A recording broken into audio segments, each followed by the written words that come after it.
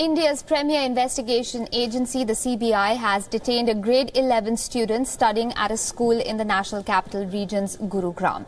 The detainment is in connection to the murder of a 7-year-old at the same school in September this year. More in this next report. First came the shock of a murder inside a school. A 7-year-old found with his throat slit in the school toilet.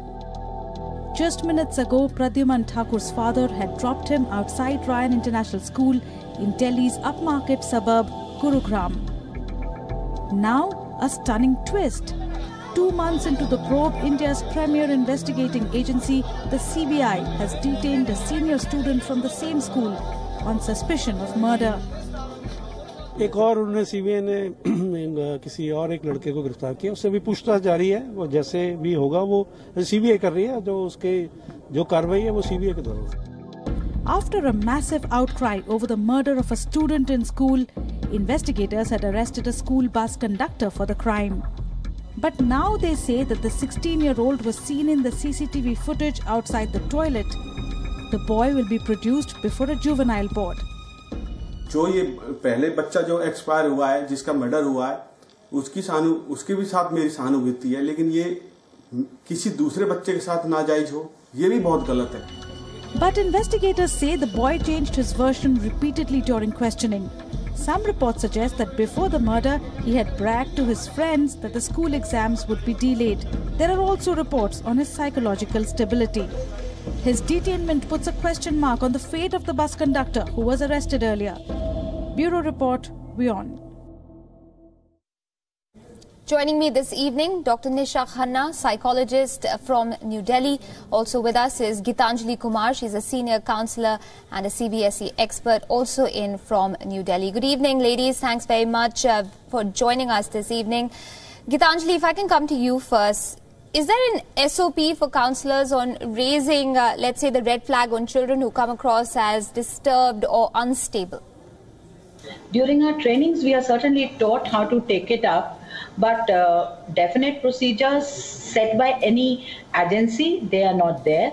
CBSE is definitely carving out some guidelines for counsellors. CBSE time to time keeps on sharing their expectations and their ideas with the counsellors.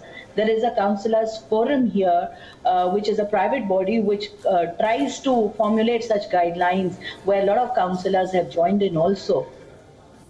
All right, stay with me, Gitanjali. Dr. Khanna, if I can come to you next. You know, we're hearing reports that the 11th grader who's been detained by the CBI was known to bring knives to school.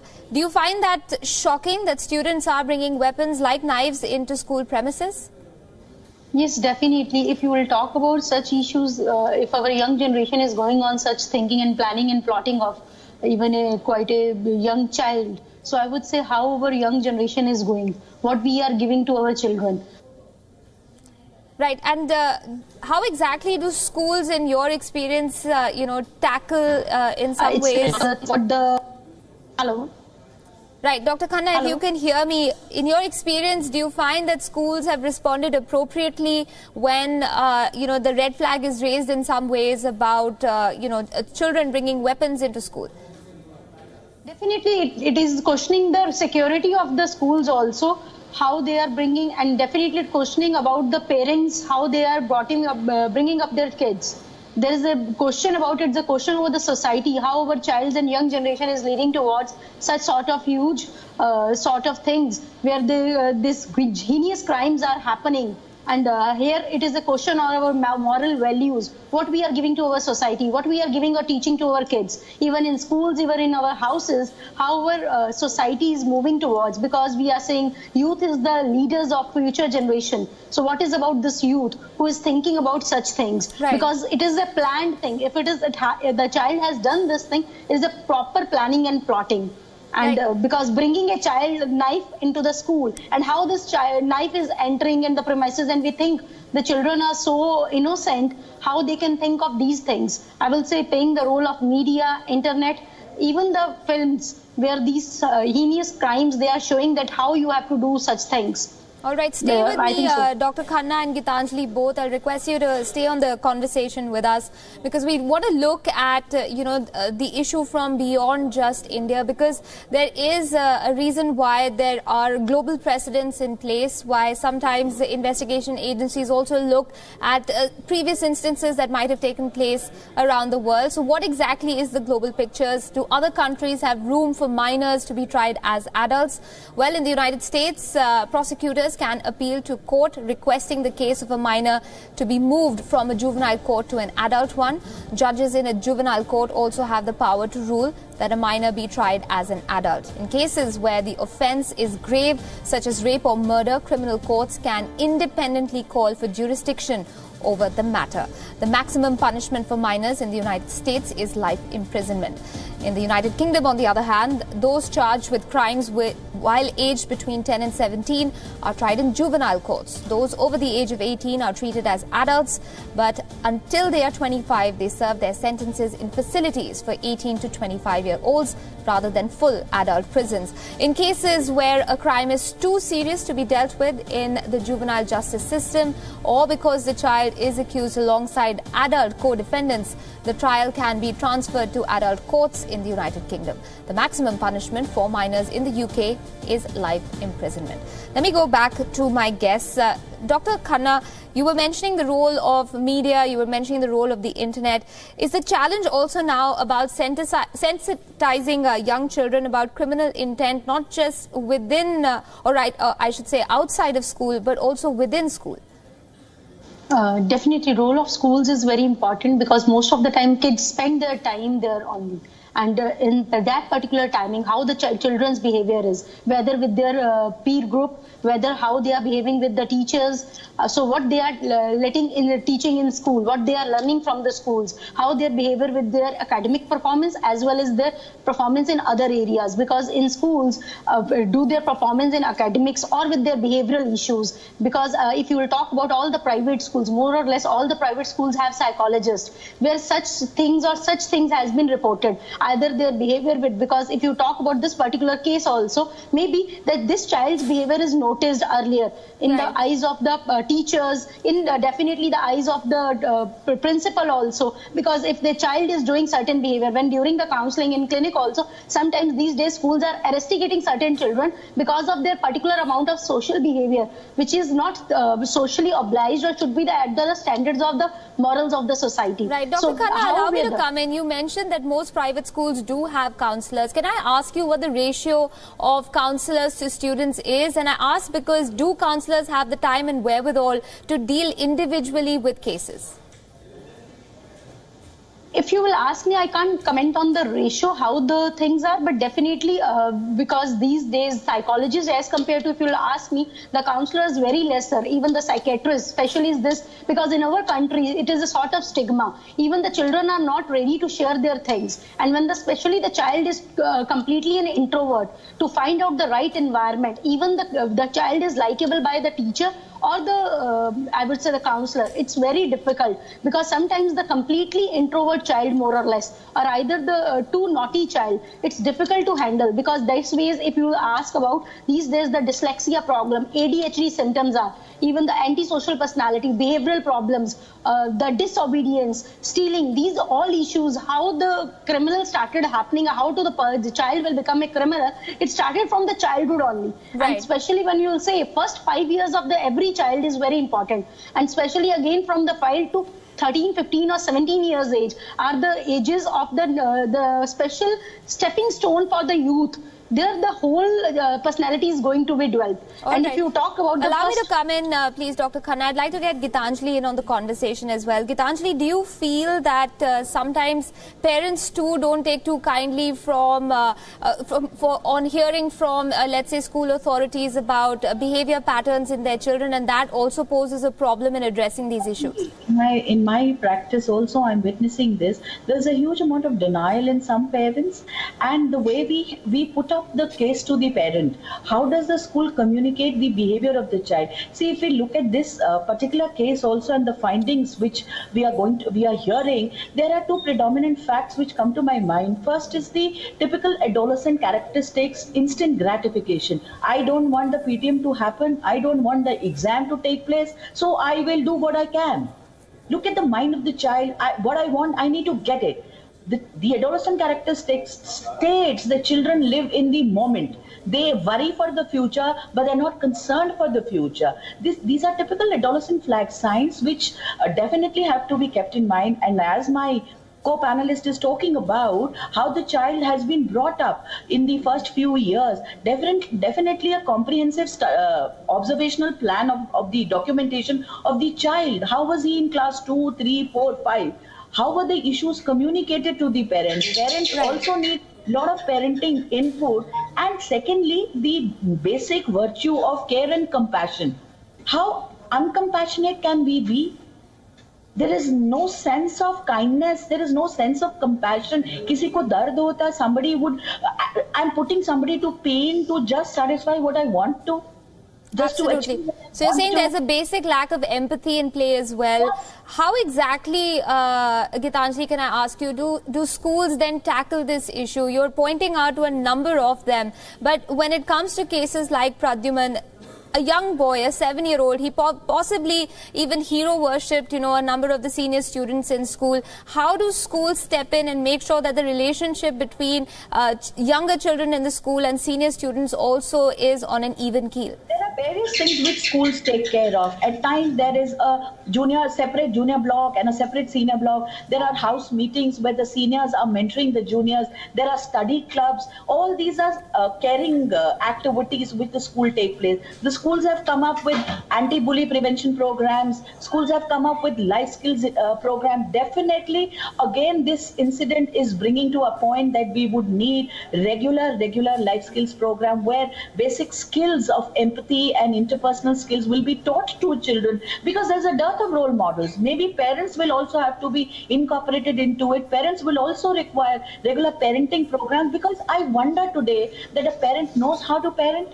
Just by virtue of giving birth, we become parents. But what is there is a huge amount of inconsistency in the parenting skills also. Right. We are just like seniors parenting juniors. I don't see the adult-like maturity in a lot of parents. All right, stay with me, both Dr. Khanna and Gitanjali. This latest development, of course, in the Pradyuman case raises questions on India's Juvenile Justice Act. It also brings to mind similar cases that have shocked the world. Now, the gang rape and murder of a young woman on a moving bus in New Delhi in 2012 shocked the world. One of the perpetrators was a juvenile. He was convicted of rape and murder and received a maximum sentence of 3 years imprisonment in a reform facility. 15-year-old Nehemiah Grego was just 15 years old when he used an assault rifle to kill his mother and 3 younger siblings. He carried out the murders in the family's home in New Mexico in 2013. Then Christopher Frank Pittman was just 12 when he murdered his grandparents using a shotgun. The crimes were committed in South Carolina in the United States in 2001. Staying with moving on to the United Kingdom, the murder of 2-year-old James Bulger in 1993 shocked the entire country. 2 10-year-olds, John Venables and Robert Thompson, threw stones and bricks at Bulger, stamped on his head and then dropped a heavy iron bar on the toddler to kill him.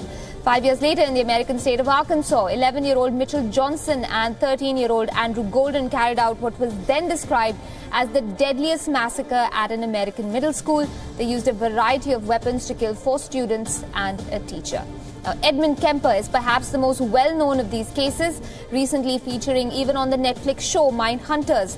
Kemper was just 15 when he murdered his grandparents. He was released at the age of 21 and went on to murder at least 8 women, becoming one of America's most notorious serial killers. So that's the global picture. Those are other cases that have caught the world's attention. Pradyuman Thakur, of course, another one of the cases that have shocked India at least. Dr. Khanna, Gitanjali was touching upon parents also needing parenting skills. Do you feel that in today's environment that the advent of the internet, the access to information is also causing what many describe as information overload for young children? Yeah, I agree on that aspect also. When you talk about the parenting also, there are certain cases you can divide into two areas. One is where the parents set of expectations also. Another thing is that the children's own expectations. Suppose the child from the childhood knows that I am intelligent enough. So the child also set her own set of standards, his or her own set of standards. So those also plays a role. And when the child is reading on internet, on the Google, even just seeing the movie serials, and he's understanding the facts. Sometimes the children in today's generation, they know that, okay, I know more better than the teachers. Even in any class, you will meet the students of 5th standard, 10th standard. They talk about, you will talking them, those kids. You don't see them, their kids. You are talking with the adult who know more than you. And where I am finding this excess of everything is bad. Even the knowledge is also. And sure. After a certain time, the children started saying that, okay, my teacher doesn't know anything. I know much better than that. So my teachers can't teach me anything. I may teach the teachers more than that, where they have not to understand that there are certain things which is written in the books, but theoretical life is totally different than the practical life. Sure. Maybe in ABCD also, when the teachers teach the alphanumeric 26 alphabets, they forget the teachers first teach the horizontal lines, vertical lines, the circles. This is the way how work. It doesn't mean that from the first alphabet a teacher teaches you. The all teacher right, teaches you maybe all those things. So you have to understand on that aspect. Gitanjali, what Dr. Khanna is also pointing out in many ways is that young children often look at authority figures with a sense of suspicion. Does that then also, raise the question of whether peer group counselling is something that should become more part and parcel of the way, counselling is undertaken at schools, both private and state-run? Again, we'll have to have a 360-degree approach to it. How do I handle my fear and insecurities? How am I accepted in my family or in my school? If I get less marks, I'm not liked by my teacher or by my parent. Children are fearing the PTMs because PTMs are moments where there will be all list of complaints for me.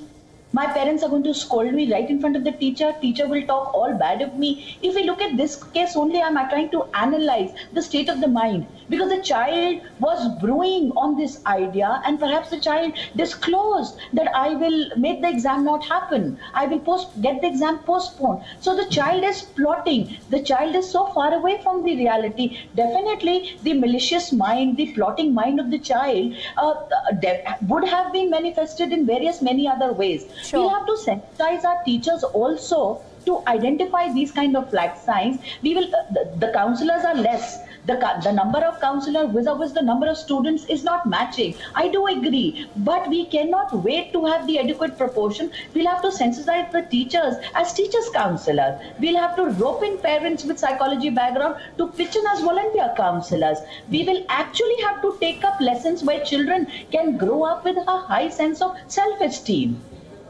Somewhere the child has been lacking all this. The children will have to have an unconditional acceptance from the parent, from all the adults. And lastly, I feel, who are their role models? How are we projecting to them? How do we handle our fear or our anger? How do we handle a distrust? How do we handle a cheating case? Absolutely. So as you're pointing out, Gitanjali, it's going to take a holistic approach involving a number of stakeholders if the issue is to be addressed at all. All we can hope is that Pradyuman Thakur receives justice and his family too are finally able to move on from his horrific murder. Only time will be able to tell whether that will come through. But in the meantime, Dr. Khanna and Gitanjali Kumar, both, thank you very much for joining us this evening and sharing your perspective with us on this story. We appreciate you taking out the time here at WION.